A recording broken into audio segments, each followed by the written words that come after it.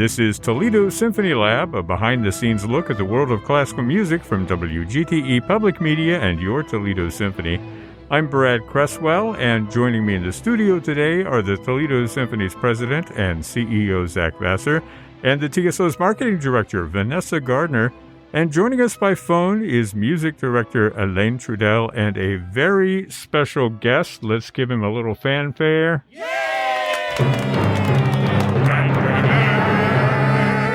That is conductor James Feddeck. Welcome, James.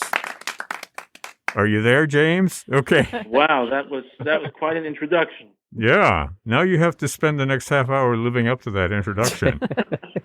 So, James Feddeck, you've been here before. You have sort of a relationship with the symphony. I mean, you played the Beethoven concert, or you conducted it. You also conducted that wonderful Dvorak concerto with Julian Schwartz.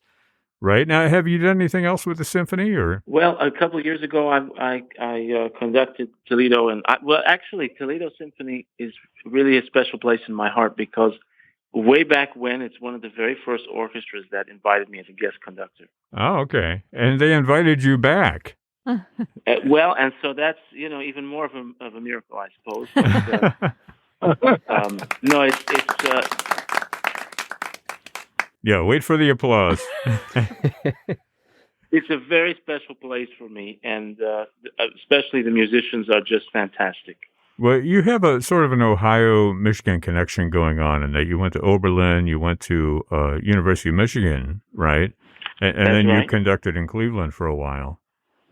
That's right. I was born in New York, and came this way to go to Oberlin. And the funny thing is, I went to Oberlin not really knowing what I was doing. I had three instruments that I studied at the conservatory, the oboe, the organ, and the piano.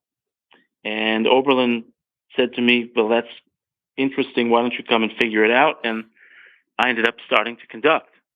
And wow. That's how I came into it. And I went through a lot of pizza and different things to get people to play for me early on as a student there. But you mean you bought them pizzas to play for you? Yes, I would. Well, pizza, and I don't know. One time I got chocolate. I don't know. I had to get creative, but pizza was very popular. I like this conductor. Yeah. We'll play for pizza, right? I will say that Toledo has some of the best pizza I've ever eaten. So yeah, excellent. James, before you go any further, let me bring up a little music for your story here, and what I'm hoping is that you'll kind of rewind a little bit, take us back a little further, back to the very beginnings, the very first musical spark for you. You mentioned playing the keyboard. What was your earliest memory as far as music in your life? We had a piano at home, and it was simply a piece of furniture. It was a place to put photographs and write things on and so on. Only because my grandfather, he felt that every civilized home should have a piano. And that it was somehow a status symbol. And so he bought a piano for all of his children when they had their first house. Wow. So this piano sat there completely doing nothing. And one day I went up to it and I started to play it by ear. And so I often wonder what would happen if I didn't have that piano. Maybe I would be doing something completely different. But that's what happened. And I started piano lessons, and then one day I heard the organ, and I said, that's really fascinating. I'd love to play that, and started to play that. And then I heard the oboe, and I said, that's such a magnificent, strange, beautiful sound. I'd like to learn to play that too. And then I guess I really, as time went on, became more familiar with the orchestra, and I said, that seems very interesting, what that person does. And how do you possibly get the best out of all these people on Give them stage? pizza. You get creative with time. But, my family's completely non-musical. Wow. And they love music, but I would cringe when it was somebody's birthday because everybody sang so off-key everything, and I was the only one that noticed.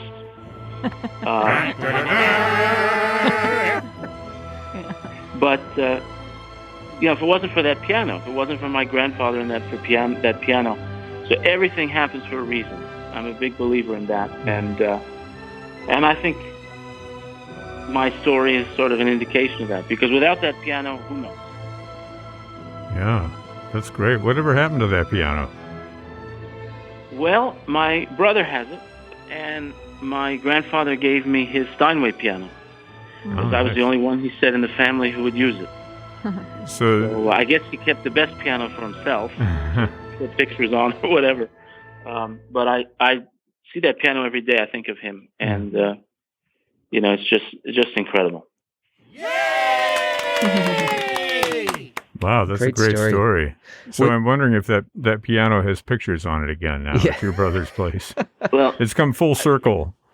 In his place, I don't know. I'm not sure. But in my piano here now, nobody can put anything on it. It's forbidden. You know how we get very touchy about piano.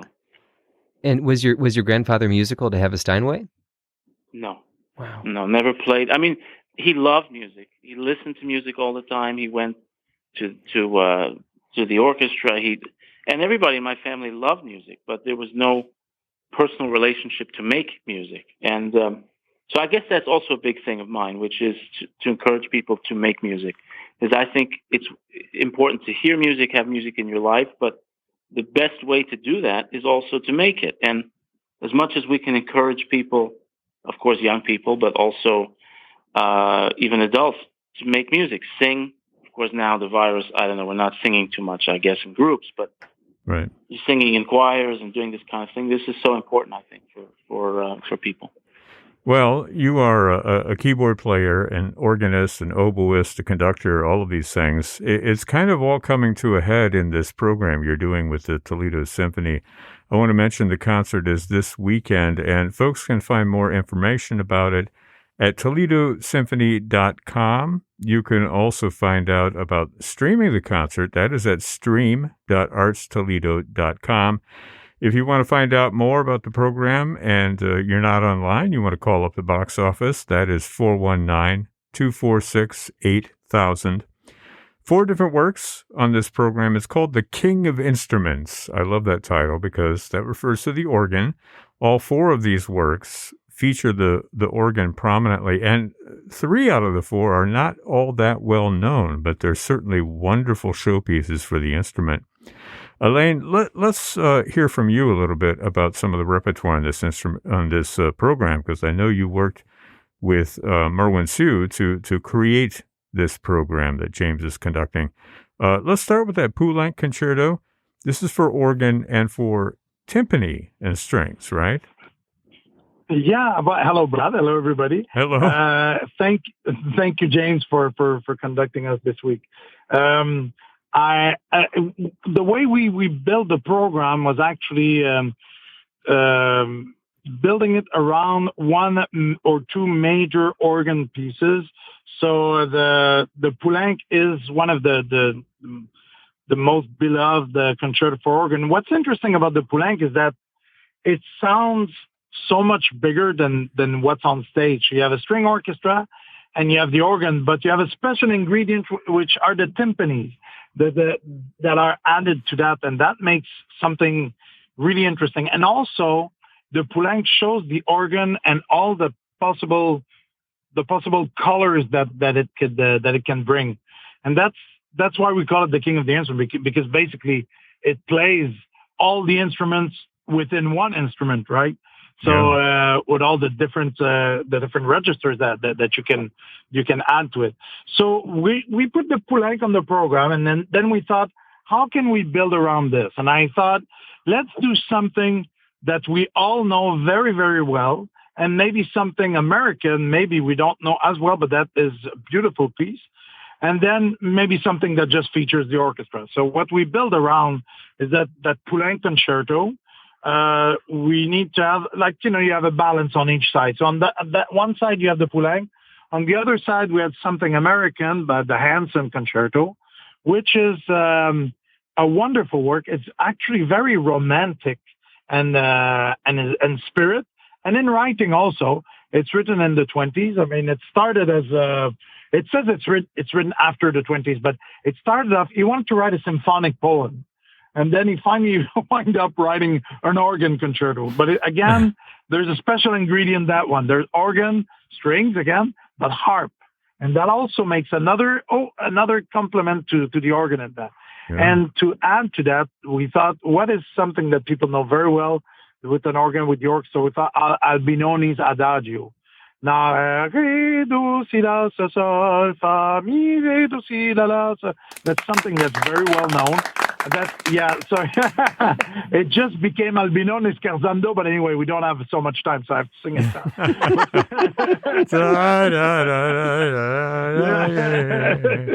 Get that in my head now. Yeah, well, that's the idea, right? Yeah. As Zach likes to say, and it's something that I've been saying also, that we're giving you the credit, Zach, each time. Thank you. Is that, there's a reason we come to the concert hall often for something we know that's going to be on the program.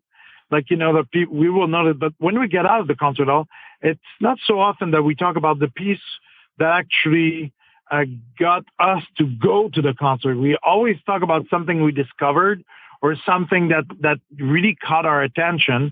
And it's usually the piece that didn't have the name that we knew so well. And that's, I'm paraphrasing, but it's really interesting. And when we build programs with the symphony, that I keep that in mind all the time. So we have Albinoni, then we have Poulenc, which is kind of a known entity also. Hansen, not so well known, but I'm telling you, we're finishing the concert with that. It's a beautiful piece. Yeah. And the orchestra piece, I thought, what about something written by an organist?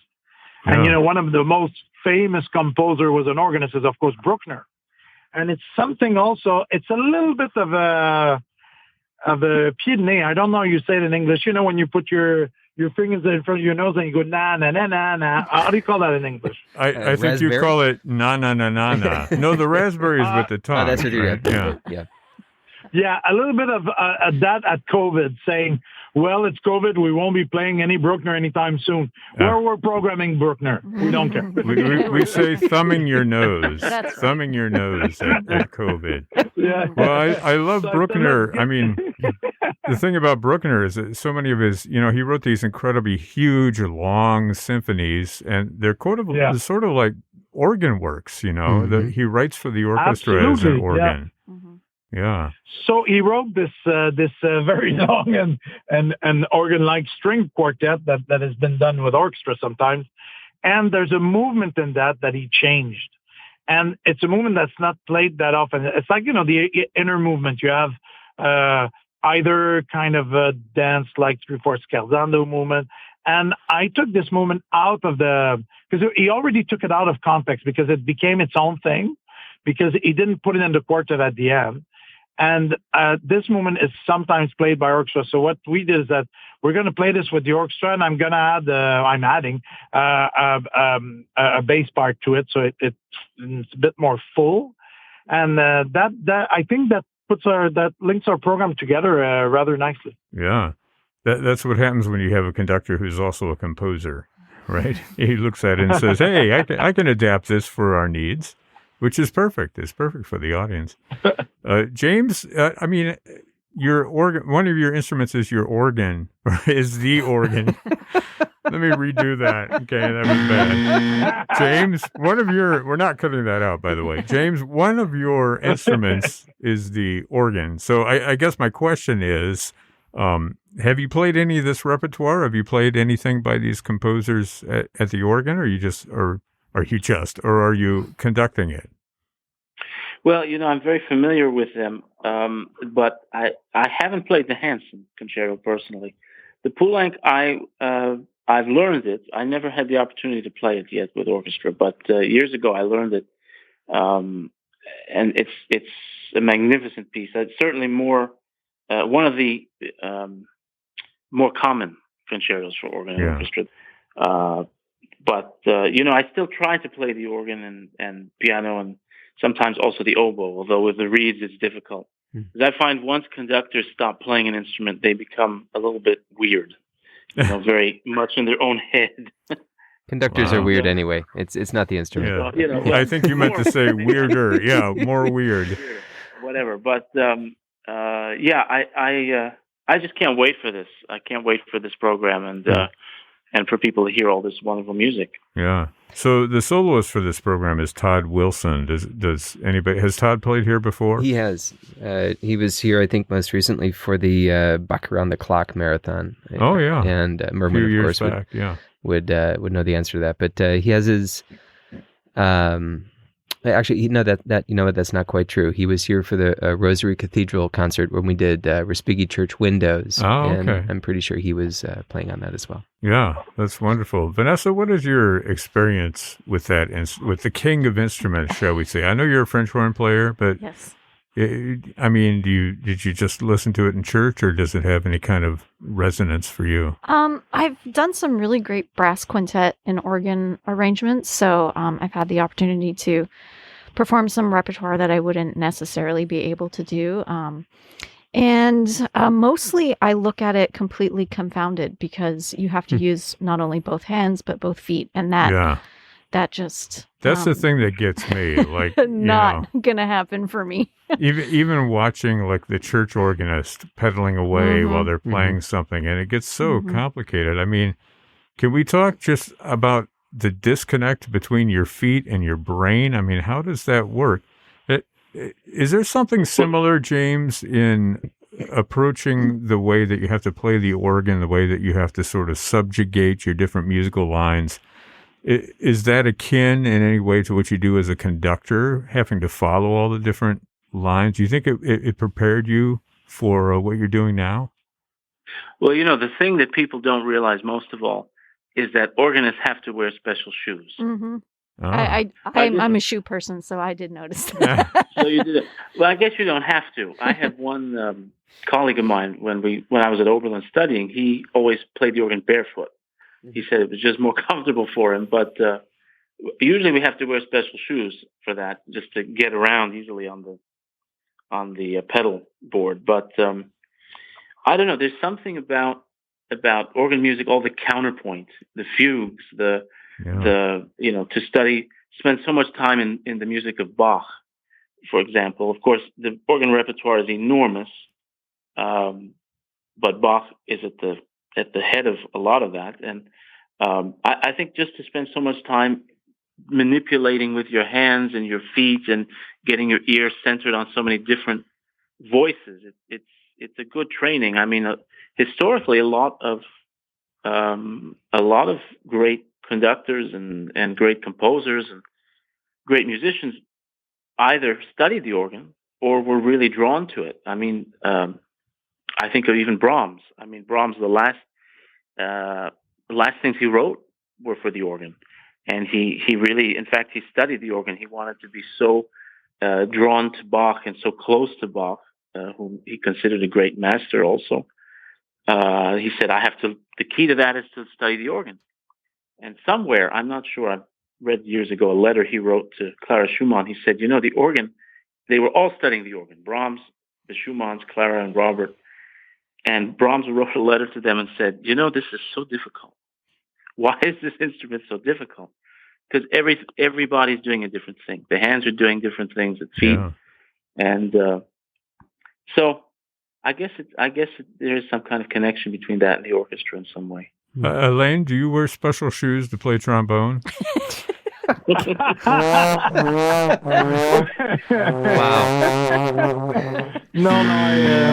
you. I buzzed myself. I even sometimes go barefoot also, play the trombone. It happens. Yeah. Excellent. But that would be quite a challenge to play the organ barefoot. I mean, that would be. Maybe it's more organic. I don't know. Well, after Can the we get a performance, buzzer on certainly. that? No one else got that. Oh, I get it. Now I get it. Good one. All right, you win the quiz. Yeah. I have a question for the two of you. So, James, I'll start with you.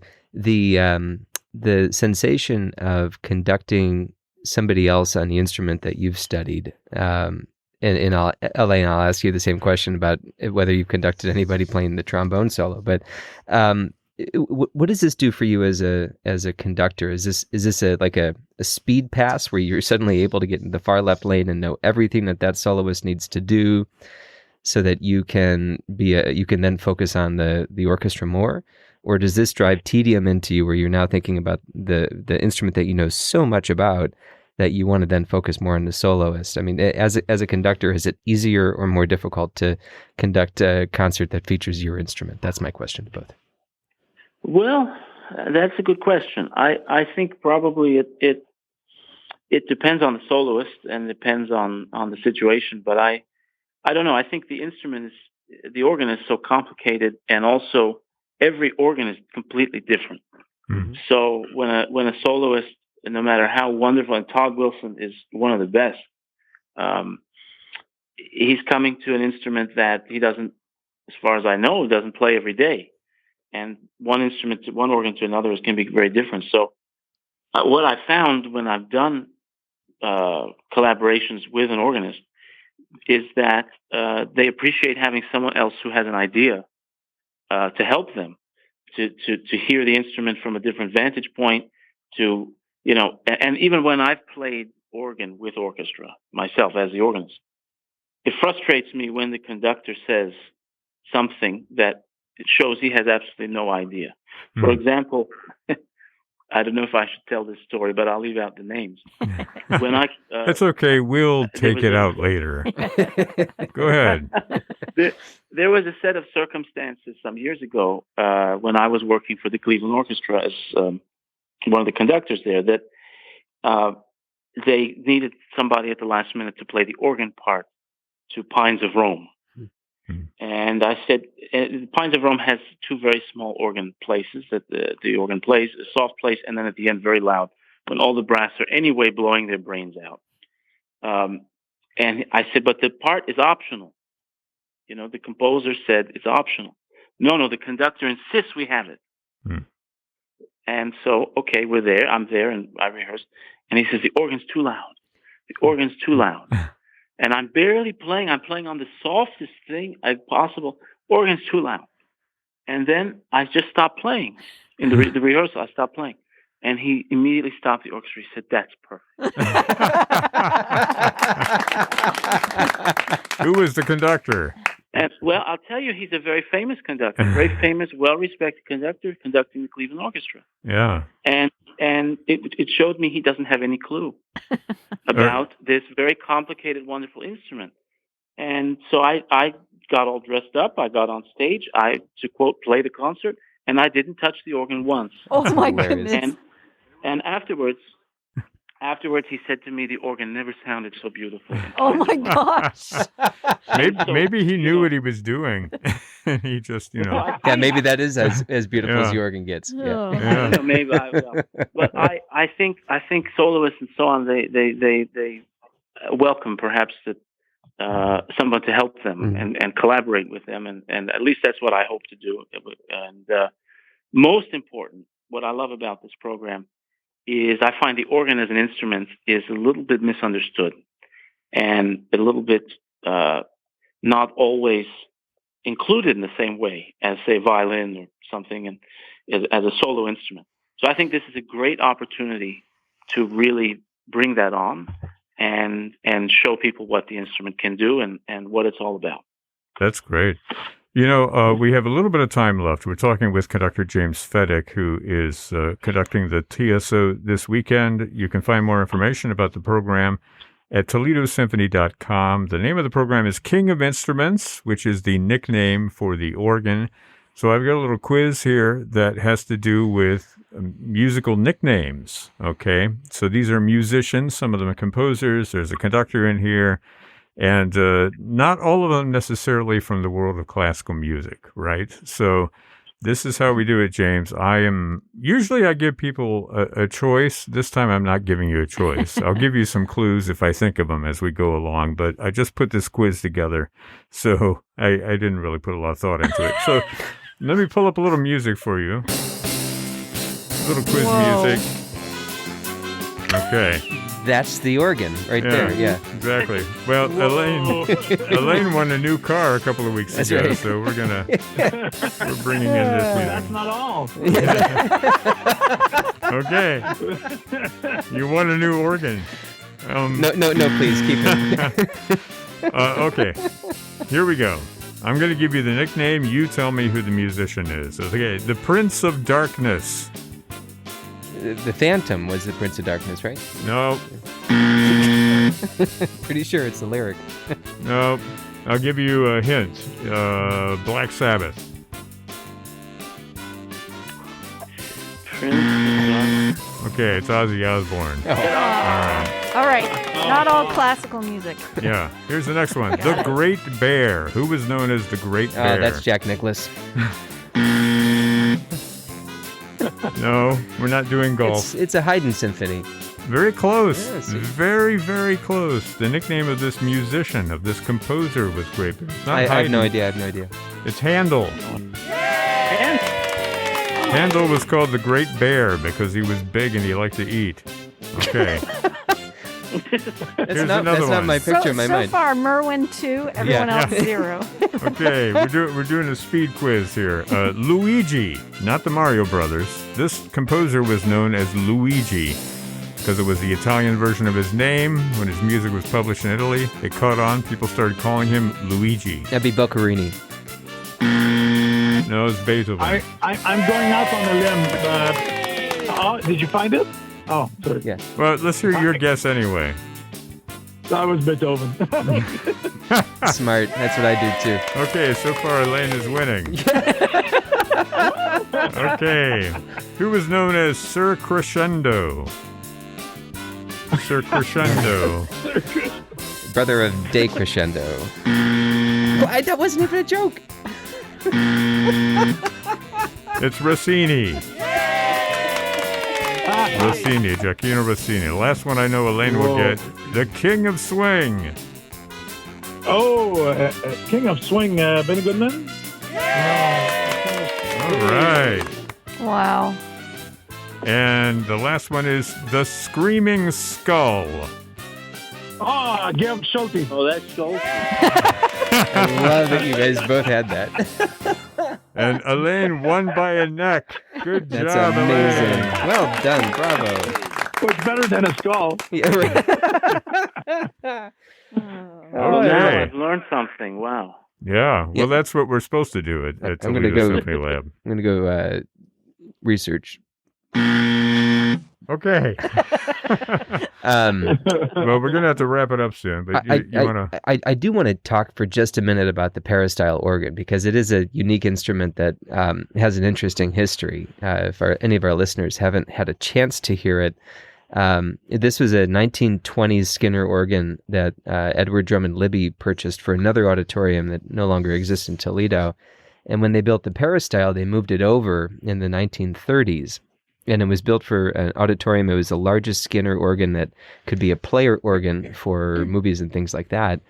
It's a 4-manual organ. It has 3,201 pipes, and they're all housed in those beautiful chambers to the left and right of the stage. It looks like they have just some interesting detail work. But those are the organ rooms. So the chambers are kind of stereo. So if you're sitting in the middle of the Peristyle, as the organ plays, it's kind of stereo left and stereo right. It's an amazing sensation. But it through the 60s and 70s, it just kind of fell into disrepair. There was a water issue, and there was some damage to the console, and it was considered to be unplayable. And I remember even being an intern with the orchestra in the 90s. The console would sit off stage where it now is stored, but it was kind of like that hulking creature in the corner. You just didn't. I mean, it was almost sinister with its kind of lack of play, and it looked like something was negative about it. So TMA got an unexpected grant in 2001 to restore it, and they worked with a great set of engineers, and they brought it back to life. And the first concert was in 2005, and Todd Wilson was the organist. So, Wow. But he is a Toledo boy. He graduated from DeVilbiss High School here, and he said he got to hear it twice. Once in a concert with the Toledo Symphony when he was younger, and once at his own high school graduation at the Peristyle. So coming back to play it again in its second birth in 2005, was his third time with the organ. But it's a fantastic instrument, and I'm really excited for us to have the chance to profile it in a program like this. So what you're saying is he's not playing a Casio.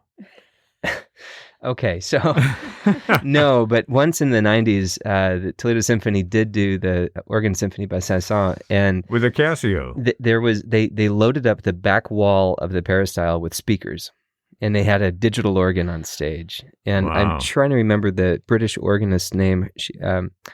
Evelyn, I can't think of her last name. James, does it? Evil Lynn. That's like from Masters of the Universe. Remember that? Not, No? Okay. no, her first name is Evelyn. I can't think of her last name though, but she played it, and you could tell that, here's this wonderful, notable British organist who was flown all the way to Ohio to play a digital organ, and Wow. didn't quite do it. Didn't make the cut. Yeah, but then years later, getting to hear the proper organ perform it was quite outstanding. Well, that's fantastic. So the concert is this weekend with the Toledo Symphony under guest conductor James Feddeck. The King of Instruments, the organ played by Todd Wilson, music of Francis Poulenc, Anton Bruckner, Tommaso Albinoni, and Howard Hansen. Wonderful program of works that showcase the King of Instruments. More information at ToledoSymphony.com. You can find all the streaming concerts of the symphony still up there. That is at stream.artstoledo.com. Or call the box office. Get more information at 419-246-8000. This program is a production of WGTE Public Media in collaboration with our sponsor, the Toledo Symphony, with generous support from the Rita Barber Kern Foundation. You can download episodes of this program as a podcast by going to our website at wgte.org/lab. You can also subscribe to us through your podcast app of choice, including Apple and Google Podcasts. Don't forget to check out all the upcoming events at the Symphony online by visiting their website. Again, that is ToledoSymphony.com. Also, the various social media outlets on Facebook, Instagram, and Twitter. And just a reminder, you can find the TSO's streaming concerts, all of them online, at stream.artstoledo.com. My thanks to Zach Vassar, Vanessa Gardner, Elaine Trudell, and our special guest, James Feddeck. I'm Brad Cresswell. You've been listening to Toledo Symphony Lab from FM 91.